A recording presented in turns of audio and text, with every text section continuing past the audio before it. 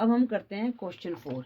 अब बच्चों क्वेश्चन 4 में क्या है, find the zero of the polynomial in each of the following cases.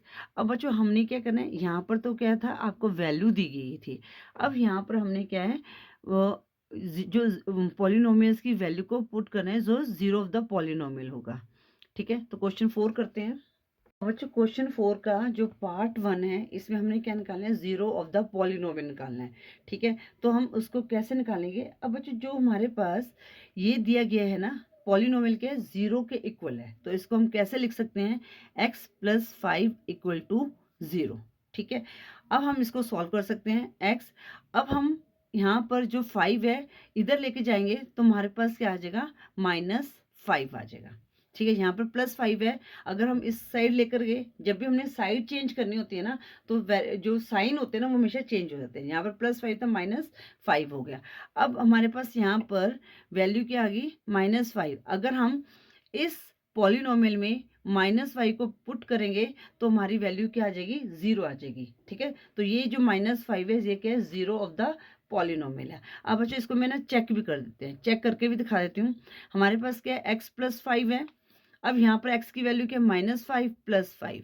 अब क्या आ गया, इसको काट के 0 आ गया। ठीक है, इस तरह से आप ये चेक कर सकते हैं। ये करने की जरूरत नहीं है, ये मैंने आपको बताया है कि ये जो -5 है कैसे जीरो ऑफ द पॉलिनोमियल हो गया। ठीक है, अब पार्ट 2 में, ठीक है, ये मैं आपको समझा रही हूँ, समझाने के लिए। ये आगे क्या है, px equal to x minus 5। अब हमने इसकी वैल्यू निकाली है कि इसमें की वैल्यू क्या होगी जो हमारे पास जीरो पॉलिनोमियल निकलेगा। ठीक है ना, तो अब यहाँ पर बच्चों x माइनस 5 किसके हो गया, इक्वल हो गया, 0 के इक्वल हो गया।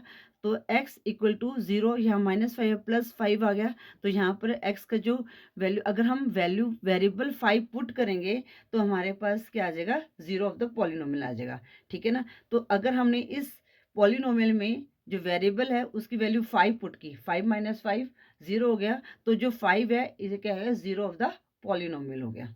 ठीक है, उसके बाद पार्ट 3 में क्या बोला गया है, px equal to 2x plus 5। ठीक है, अब यहाँ पर हमने इसकी वैल्यू निकाली है कि इस पॉलिनोमियल में क्या वैल्यू पुट करें जो मतलब कि जीरो ऑफ द पॉलिनोमियल बन जाए।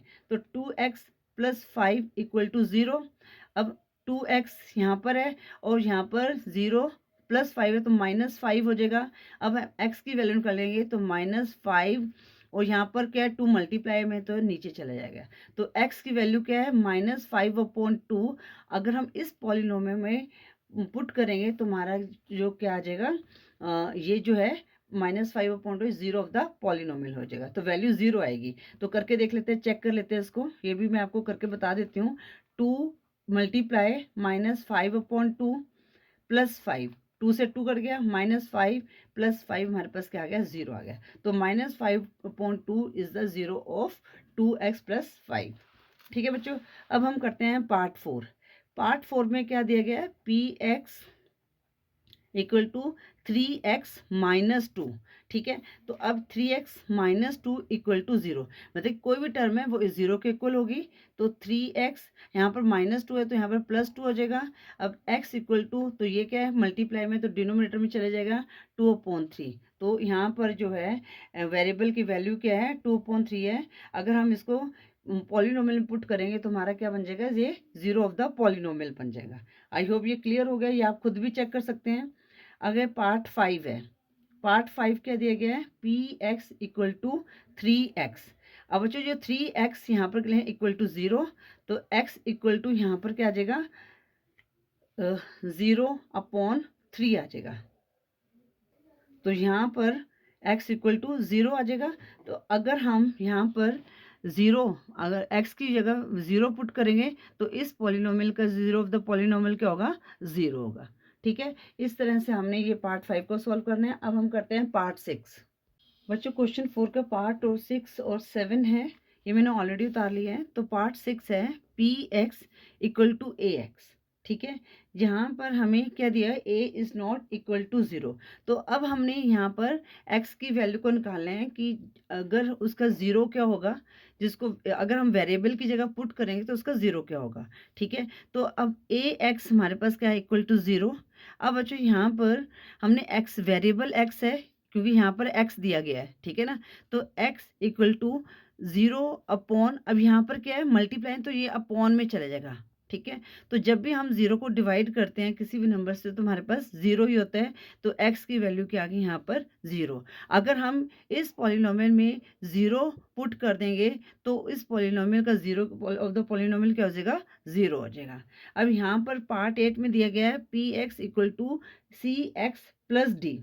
जो c is not equal to 0, c and d are real numbers.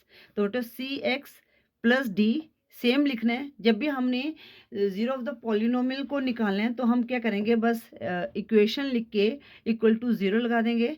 अब यहाँ पर सी एक्स है, ठीक है, ये वेरिएबल है, तो पहले हम इस d को इधर ले आएंगे तो ये माइनस डी आ जाएगा। ठीक है, क्योंकि प्लस डी है। अब हम वेरिएबल की वैल्यू निकालते हैं, यहाँ पर x है माइनस डी। अब यहाँ पर c मल्टीप्लाई है तो यहाँ पर डिवीजन में चले जाएगा।